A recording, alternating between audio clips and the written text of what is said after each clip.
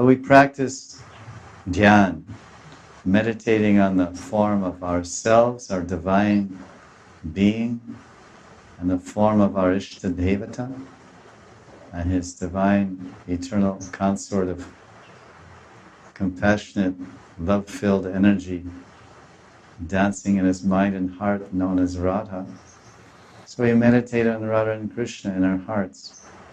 That Radha's feet there's 8 marks on Radharani's right lotus foot and 11 on her left, and this is here and that's there, and she has these type of ankle bells, and this beautiful reddish glow of her bottom of her feet rises up to the top of her feet and beautifully meets the golden aura at the top of her feet. And we go like this, slowly, slowly, meditating from the smile to the feet, or from the feet to the smile. Generally, Puranas, they instruct the devotees to meditate from Krishna's loving lotus feet to his beautiful, sweet lotus smile. The Vishwanath Chakravarti is in Madhurya. He's a Madhurya Mahi Bhakta. He's in Madhura Rati. So the most important part of the body in Madhurya Rati is the face and the lips.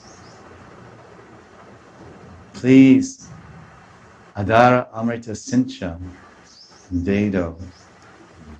Please, Krishna, shower us with the nectar of your lips. Adaramritam, Sinchanga Daramritam.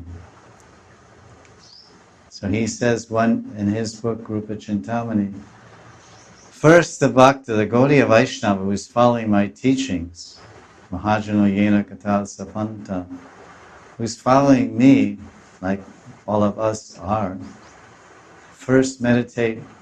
He starts off very beautiful. He says, deeply meditate and concentrate. Deeply meditate and concentrate now and forever on the beautiful, sweet, charming smile of Krishna.